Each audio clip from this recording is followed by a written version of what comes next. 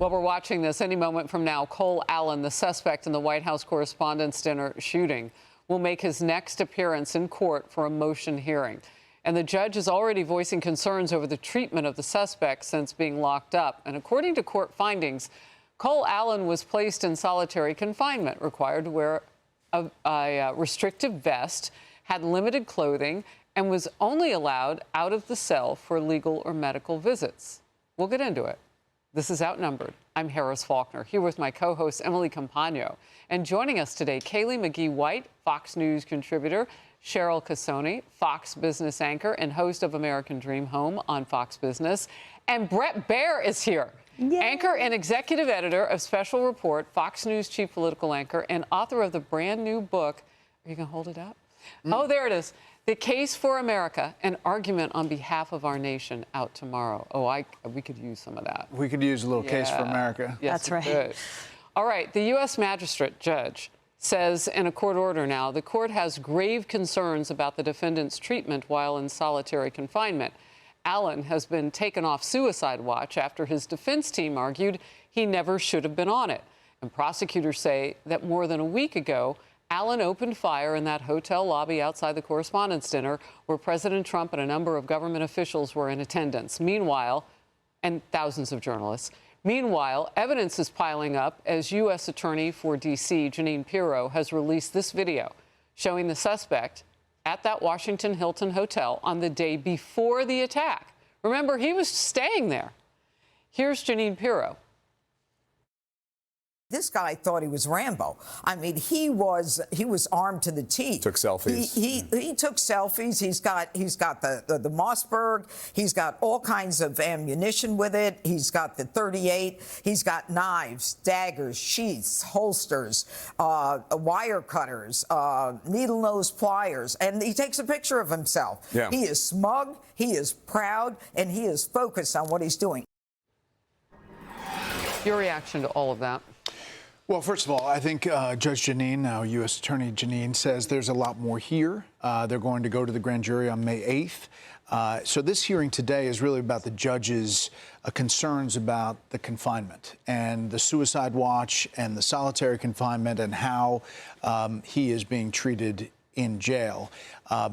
It sounds like there's more to come, more video, more evidence, and there are more charges. I think so, too. I mean, every time we see something kind of roll out, it shows us a different perspective, his own selfie, that sort of thing. So there's likely more to come just based on the experience that we have covering this. So, Emily, I thought it was somewhat routine to have someone on a suicide watch that maybe left a manifesto and had some markings of a reason to watch them. Absolutely, and especially in conjunction with the circumstances of Saturday night.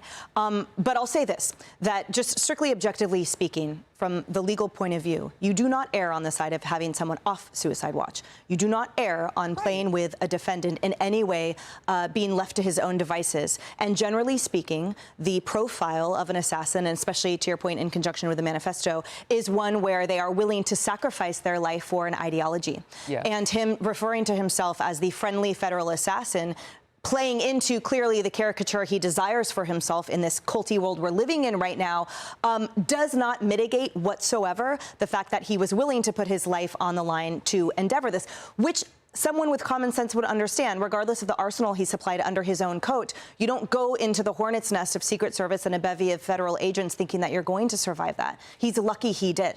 So now, keep in mind that defense came out and said, well, our prosecution, hey guys, he's off suicide watch now. We don't have to have this hearing. However, the judge denied that motion and said, no, I still want you guys before court.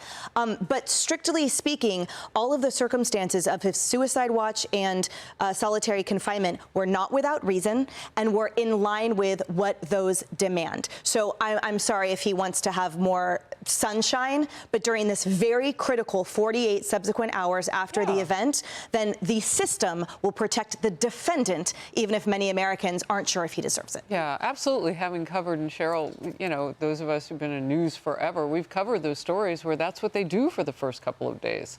Your thoughts? Well, and to your point, if you go back through history, if you look at the mental stories, the mental health issues that a lot of these alleged assassins throughout history have shown us, they've shown that they've gotten, this is from the American Psychiatric Association. Let me give you some examples. Diagnosed with severe mental illness, paranoid schizophrenia, delusional disorders, narcissistic personality disorder. This is psychosis, again, grandiose delusions. So when Jeanine Pirro, Judge Jeanine, talked about him thinking that he was Rambo, I think that does deserve, and specifically is the reason that he had, mental health evaluations happening in jail, whether it was suicide watch or whatever.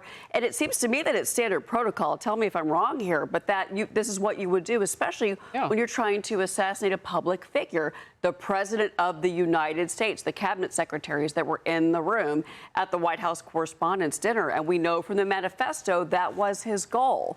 So I'm a little curious, and I'm curious to see what the judge has to say today in this hearing as to why he's questioning the government's decision to put him on suicide watch. Seems to me, as just an observer here, that it was absolutely justified. Kayleigh, just taking a look at this in totality, I'm at least grateful that we're focusing on this case. I feel like with the first two attempts, we really didn't. And I know that in one of them, the shooter was killed. But this deserves, this is the third attempt on the president's life. This deserves every look, every close look, every detail, everything that you would normally do for a suspect, you do. And it wasn't just the president. He made it clear in his manifesto that he was going to go after other cabinet members, the entire line of succession, if that was what it took.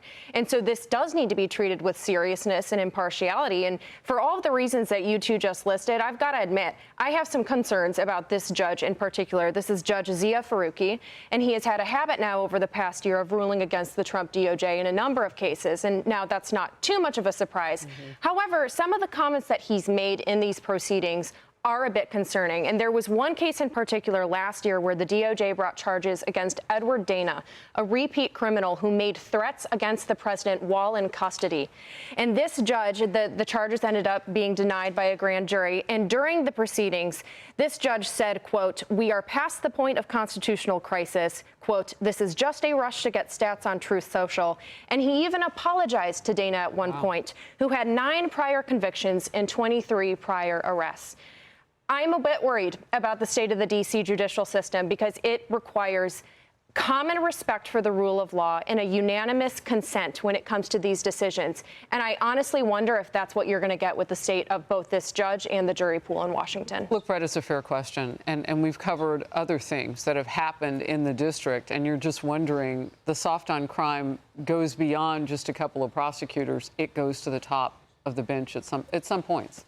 That's true, and there are real questions that come up, and obviously the administration raises all of those questions. And to listen to Jeanine, she's going to make this case very strongly, publicly, and I think that we're going to see a lot more detail, as I was mentioning, by the time you get to a grand jury on May 8th.